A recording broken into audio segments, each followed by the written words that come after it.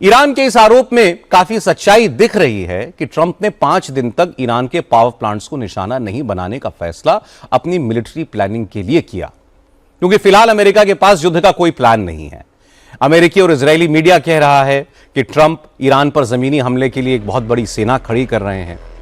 Israel के newspaper Jerusalem post के मुताबिक अमेरिका के 2500 मरीन्स, 2000 सेलर्स, 3000 पैराट्रूपर्स और 3 एम्फीबियस शिप्स, मतलब जमीन और पानी दोनों में चलने वाले जंगी जहाज, ये मिडिल ईस्ट की तरफ रवाना किए गए हैं और ये सब अगले 2 से 3 दिनों में ईरान के पास पहुंच जाएंगे।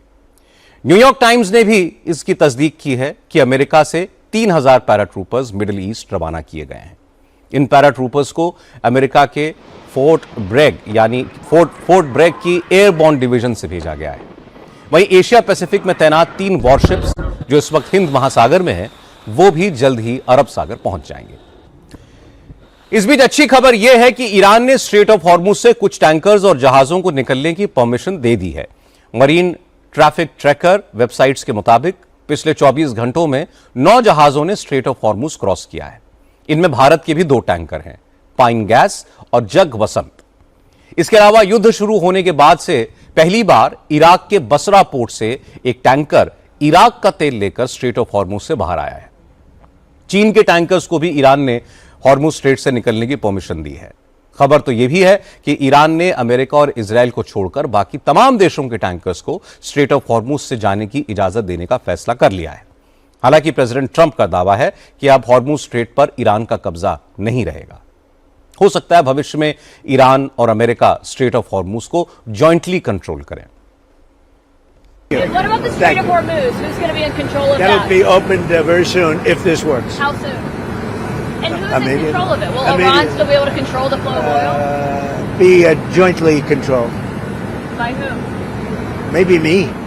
Maybe me. You want the United States to be in Me control and of the Ayatollah, whoever the Ayatollah is, whoever the next Ayatollah. Look, and there'll also be a form of a very serious form of a regime change. Now, in all fairness, everybody's been killed from the regime.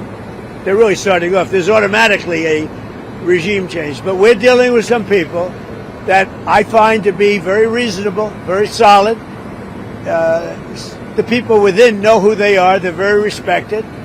And maybe one of them will be exactly what we're looking for. Look at Venezuela, how well that's working out.